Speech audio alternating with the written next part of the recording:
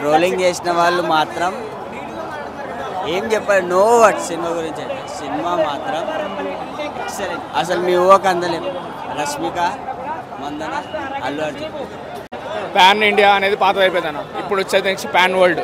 ఇక్కడ కాదు, కొడితే ఢిల్లీ, కోల్కతా, ఇండియా, వేరే కమింగ్ 5 years లో it will be the biggest brand in India. మామూలుగా లేదు భయ మూవీ. మ్యాడ్ ఉంది సినిమా అయితే.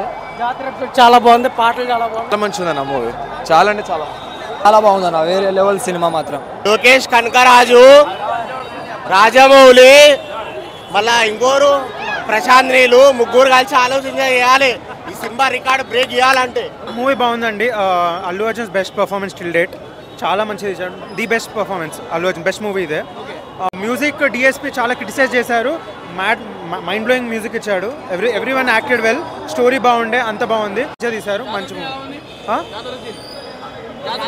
జాతర సీన్ మ్యాడ్ అండి. అసలు జాతర సీన్ మ్యాడ్. అసలు చాలా బాగుంది మూవీ. పక్కా ఇంకా 500 crores మినిమం అయితే వస్తుంది. అది ఫస్ట్ షాట్. అన్ని సాంగ్స్ అన్ని ఫైట్ సీన్స్ బాగున్నాయి. చాలా బాగుంది. రష్మిక యాక్టింగ్